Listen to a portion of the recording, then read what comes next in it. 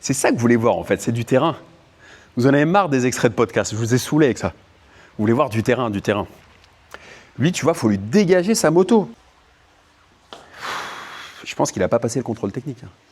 Alors, est-ce qu'on va avoir une petite place sympa là aussi? Bon, puis la suite des parkings, c'est construire ta liberté financière. Ça, c'est le deuxième bouquin que j'ai fait et qui te permet de voir au-delà du parking. Ah, là, il y a un truc cool. Donc ça, c'est top, hein, tu l'as compris. On ne va pas le répéter à chaque fois. Excuse-moi, j'ai la gorge un peu sèche. À force de parler, de faire des réels pour vous un samedi soir à 21h. Donc là, on a des box. Là, j'ai pas vu à l'intérieur, mais c'est très sympa. Problème du box, ça coûte très cher. Donc là, il faut avoir un peu de pépette. Un peu de caillasse, un peu de fraîche.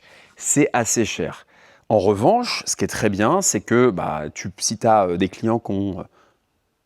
Non, il n'y a personne, ça va, c'est un parking. S'il y a des gens qui ont une voiture très chère, par exemple, ça, c'est plutôt une clientèle un peu patrimoniale, avec des voitures de collection, là, tu peux louer. Après, pour une colocation de motos, de scooters, c'est pas top. Pourquoi?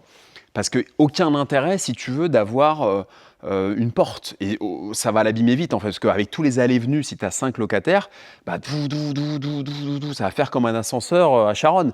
Comme un monde bagnole qui tombe en panne tout le temps. Et on a eu 1100 balles de facture de déplacement du prestataire. 1100 €.